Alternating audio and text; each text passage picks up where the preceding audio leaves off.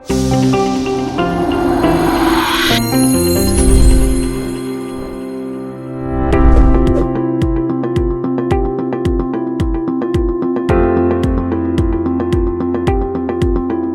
express how Tenable will help you to address your overall security concerns within your manufacturing facilities. First slide, I generally always put this as my first slide, is just a very simple slide that expresses the differences between IT and OT, and specifically the differences between the KPIs of the people who are responsible for either an IT organization or an OT organization. And the principal thing that I'd like to highlight is this from the OT perspective, that the number one KPI in general in any plant or facility is going to be safety first, followed very closely by the money, uptime, the systems being continuously available, and maintaining a consistent set quality for the product that you're producing. So at the end of the day, within an operational technology environment, data is just a means to an end. It's not the product. The product is the car or the engine rolling off the end of the production line. And I contrast that with traditional IT, where the product is the data, and the primary objectives or KPIs of people responsible for that data are maintaining the confidentiality, integrity, and availability of said data. But the one thing that I find as I look and dig deeper and deeper into operational technology, contrasting it against information technology, is that in reality, the objectives are the same. They're just expressed differently. But anything that I do that is going to improve confidentiality, availability, and integrity is concurrently going to do something to improve the KPIs of an OT responsible person: safety, uptime, and quality. I think this holds very true. We're doing the same thing. We're just speaking a slightly different language. One thing, though, that I do believe that's true is I think that to this day, the majority of manufacturing facilities have a false sense of security, in that they believe there is still a belief that there exists some degree of air gapping, that systems, just because they're behind a firewall, are secure, that there's no motivation for hackers to actually go after or attack control systems, when in reality there is. In fact, at this particular stage of the world, with the global tensions as they are, in my lifetime, I've never seen as much geopolitical tension as there is at this point in time. And to me, that means that attacking operational technology systems and disrupting manufacturing is something that a state-sponsored adversary would be very interested in doing now, more than maybe 2 years ago. Our facility is not a target. I would very much vehemently argue against this, even given the fact that, as I'm sure that most of you are aware, there's been a spate of ransomware attacks against operational technology environments this year. The money makes you a target, as well as the interest in causing a disruption makes you a target. It's just who's doing it that becomes a problem. So these are just common myths. I still think a lot of operational technology environments are still subscribing to a lot of these beliefs, but the world is changing very fast. So even if you think you're segregated, even if you think you have a concrete line of security between your operational technology and information technology systems, I would say that line is very, very rapidly dissolving and disappearing. And I can tell you, without mentioning the name of the manufacturer, I actually went through an automobile manufacturing facility in Japan, where the IT and OT networks, and frankly, were exactly the same. They were 100. This particular plant was designed in the early 1990s, and they were completely and totally integrated. They didn't even see the need for segregation of two segments at all. So this kind of predates what the problem really is. But we're beginning now, I would say, the majority of companies that I'm talking to are probably around here. They're probably in the very early stages of beginning to connect their production systems to other organizations, beginning to embrace the concepts of, as was mentioned by the moderator at the beginning, Industry 4.0, where we're beginning to go very, very, very quickly. And some organizations have actually already embraced it. You'll see that in a couple of slides. So we are transitioning right now. I'm indicating that from here to here. We are transitioning from a somewhat serialized process where, old school, develop and design, plan, source, manufacture, deliver, and support is kind of a process that goes from step to step to step in a very serialized way. And we're transitioning to a situation, especially in the automobile industry, where everybody is talking to everybody through I like to call it a digital core, but effectively there exists a great degree of interconnectivity between the manufacturers, between the factory and the customer, and the supply chain, and the engineering team, and the planning organization, and so on. So what's ended up happening is we are now going from a point-to-point kind of situation to what really is a fully meshed, communicative, highly reactive environment. But in order to achieve what the objectives are of moving to Industry 4.0, it requires, to a very large degree, the installation of a great deal more intelligent devices within the smart factory, both traditional IT devices and Internet of Things, the IoT devices, within the smart factory to help facilitate the efficiencies to be gained by this very tightly knit community of organizations that interoperating together. But the installation of this equipment adjacent to the production processes, adjacent to the existing infrastructure, is exposing that infrastructure to a great deal more cyber risk than it has been exposed to in the past. And guess who's on top of the embracing of Industry 4.0? It's you guys, the automobile industry. And I'd say that is a pretty compelling lead, 36%. The next closest is computers, electronic, and electric. But automotive is leading the way. And if I drill down into it a little more, I'm going to cite what Daimler is saying for a lot of the reasons why we're doing this. Right? It gives you greater flexibility, the ability that you can react quicker to changes in the market and changes in consumer taste than you have been in the past, because you have a tighter fusion of interoperability with the people who you have relationships with. Things become more real time than they ever were at any point in history.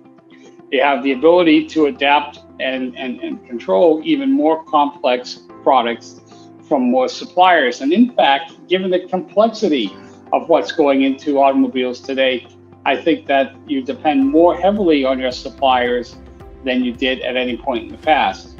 And likewise, you are more likely to be a supplier than you were in the past.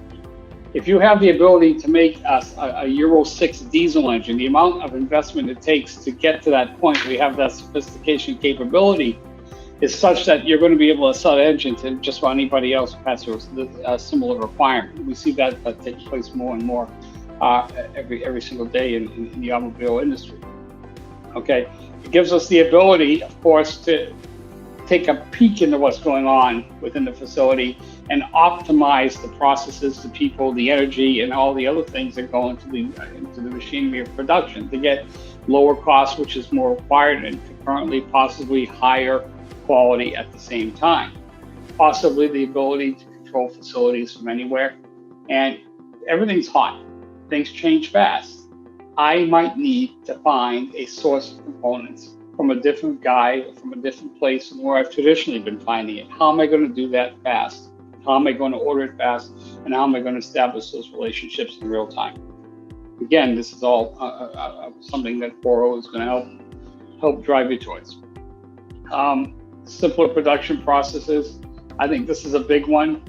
Easier and faster modifications of facilities, because I have a tighter integration between customer requirements, engineering, and a tighter relationship with my suppliers. I might have shorter innovation cycles, and those innovations might be transferred to more models in less time than they ever have been in history.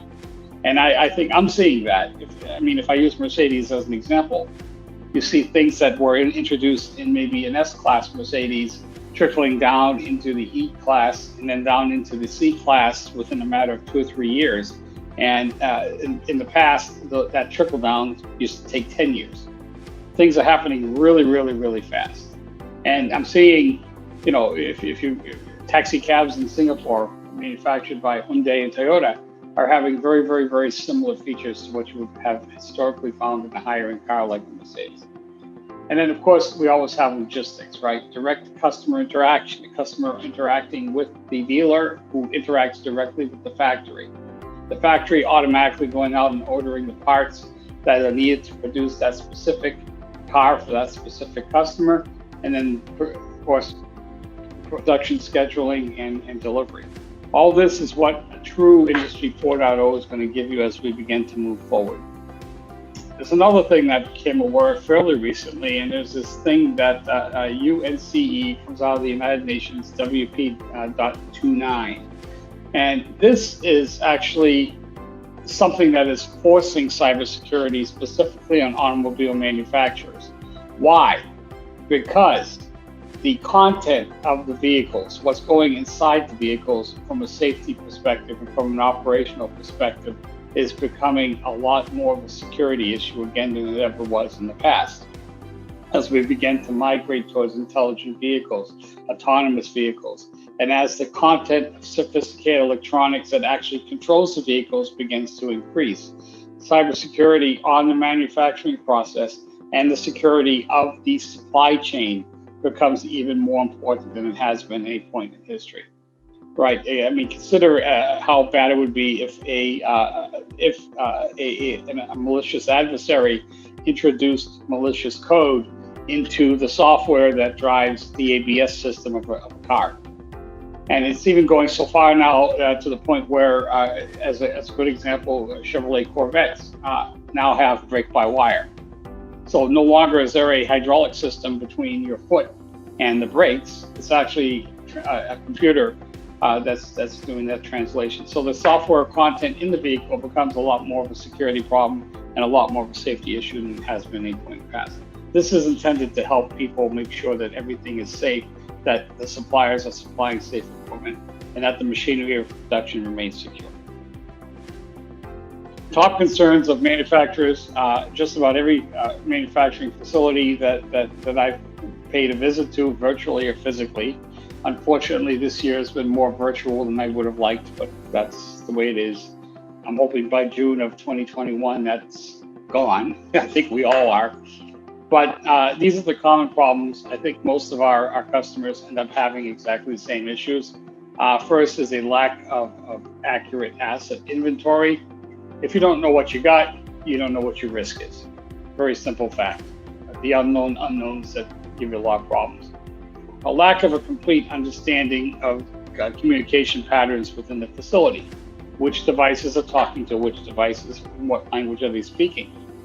And I see Industry 4.0 actually increasing the concerns here, because I need more communication to implement the vision of Industry 4.0 than I have had in the past.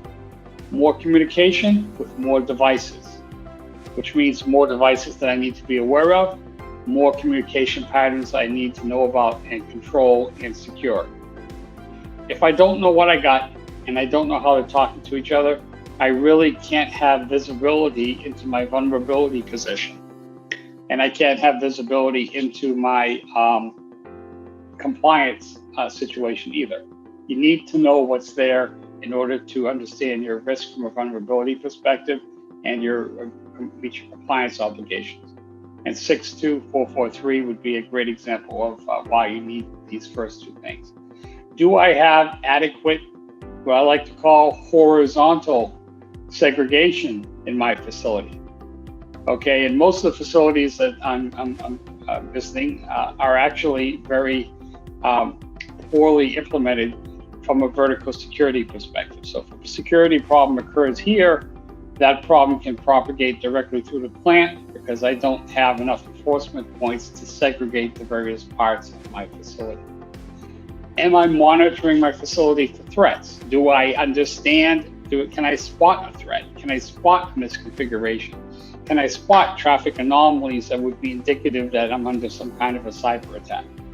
Chances are, in most facilities I visit, the answer to that is a flat out no at this point in time.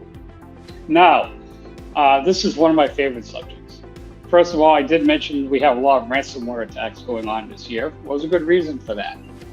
And I'm not blaming anybody by any stretch of the imagination, but there is a predisposition in an operational technology environment to avoid patching things and to avoid updating things because of the risk. I'm afraid that if I patch this system, my production facility will stop if the patch introduces some kind of a problem. Or similarly, if I update the system to a more modern operating system or something. So what that means is you have a very large set of obsolete systems that exist within the environment. Okay, and I'll give you an example. Right off the top of my head, I can think of one right here in Singapore. We're doing a proof of value exercise for our technology in this place. It's a company. Basically, it's a production line that's making the ink print heads for inkjet printers. 65% of the IT devices in that environment are running Windows XP, which has not been supported by Microsoft since 2014, I believe. Every plant has this problem. This is very common. The other thing to keep in mind, the population of IT assets in relation to OT assets in any industrial environment is approximately 20% or more. Okay, that means 20% of the assets that you have in your operational technology environment are probably IT assets, and they're probably not patched, which means that if an attacker makes it to that point, which is becoming easier as we converge with Industry 4.0, as we begin to have, the IT/OT convergence getting even tighter every single day, there's more of an opportunity for an attacker to penetrate and then basically take you out by putting ransomware on all their engineering workstations, and then you're down. You have to shut down. And last, but also equally important, you have to be compliant with any governance standards that you might have. Brief slide of increasing risk. I'm not going to spend any time on this, except again to remind you, ransomware is a big deal. The other thing, this is kind of a big deal if you haven't heard about it. It's a set of vulnerabilities called Ripple 20. It impacts literally hundreds of millions of devices, simply because of the fact that this is what I call vulnerability that's been introduced by a library. It's a library vulnerability. The company Trek in the late 1990s and early 2000s was licensing source code for a TCP/IP stack that many vendors of intelligent devices would simply compile and then embed it into their products. So now basically I've got this defective and vulnerable TCP/IP stack deployed in an unknown set of intelligent devices, some of which may still be supported, but probably the vast majority of them not supported anymore. And this, you can launch, this becomes another vehicle for something that could be a very devastating attack. So again, the risk is all there.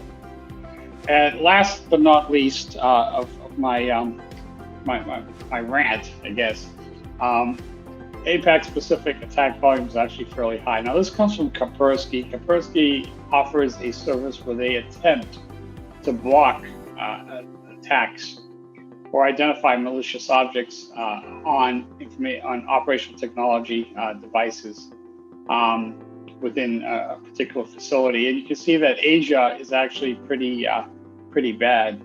Went down a little bit since last year, but it's still happening all the time. And they're basically saying, so for South Asia, which to me is India, they've been for their customers, they've been able to actually identify and block attacks on approximately 38% of the devices, which isn't that bad, but they don't have that many customers. The point is, the attacks are there, the attacks are happening. The initial entry point for most attacks continues to be, I can't emphasize this enough, continues to be the most basic things. Phishing attacks with malicious attachments that are malicious in nature, that will go after common software that's found on everybody's laptop. And in a lot of cases, it's basically malicious VBA. And the guy that's getting phished very often will click on, yes, I'll allow that macro to run, and then that system is owned. And then after that, the bad guys are in. It's so bad and so consistent that as of, this came out on July 23rd, 2020, the US government, and look at the two agencies that we have talking about. We're talking about the National Security Agency, who, as you know, are the spies of spies, okay? And the CISA, Cybersecurity and Infrastructure Security Agency, jointly recommended that operators of critical infrastructure in the United States take immediate action to secure their operational technologies and control systems. And they're not doing this as a warning that it might happen. They're doing it because it is actively happening, and they have the intelligence through our good old friends at the NSA to know it's actively happening. Now I'm going to link this to this, which came out in approximately March or April of 2020, this year, 2020. Mitre has had something called the Mitre attack for IT for quite a while. And what it is basically a catalog of the techniques and methods that an attacker will use within an IT infrastructure. Okay, how he's going to actually perform an attack. They have this year extended it to focus on ICS, which references layer 1, 2, and 3 of the Purdue model.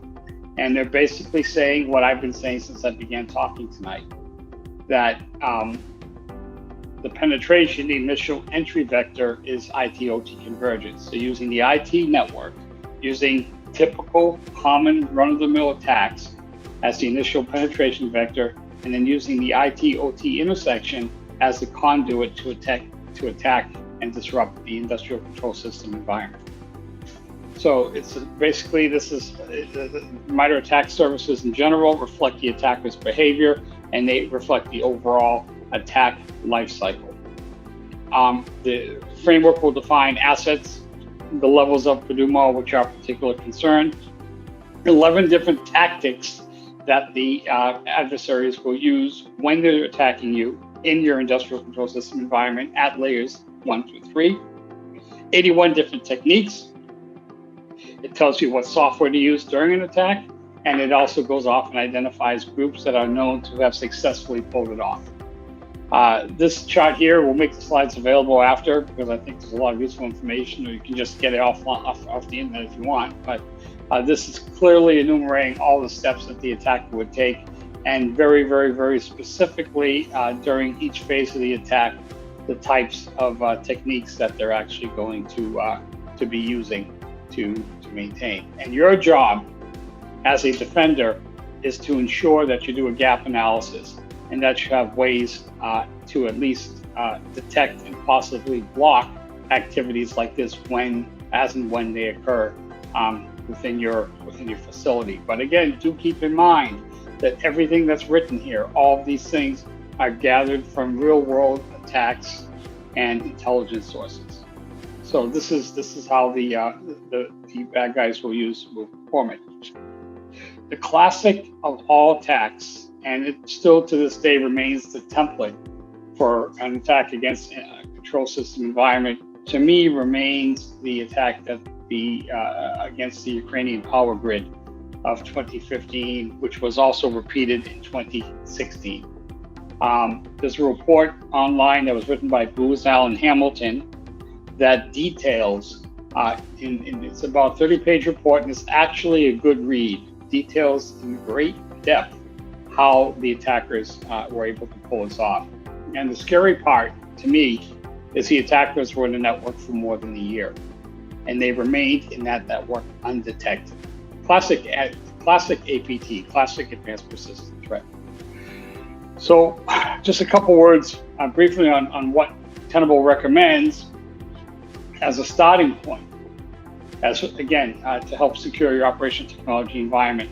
And again, it becomes more important as we embrace or migrate towards Industry 4.0 and the IT-OT convergence problem accelerates. Step one, perform a discovery function. Identify and find all of the IT and all of the OT devices that are present within the environment. Get an understanding of what belongs there, and also equally important, what doesn't belong there, and work out what the baseline configuration might be, what the states of the various elements are within the environment are, and what the vulnerability exposure is within the environment. So effectively what I'm doing here is I'm creating a baseline of what my IT world looks like. If you can't do that, you can't even begin to secure it because you don't know what you've got. You don't know what you don't have. And to me, the second thing is discovery of the communications. And that's one of the nice things about an OT environment is that the communication patterns should be and are very predictable. A given set of engineering workstations will communicate with a given set of programmable logic controllers.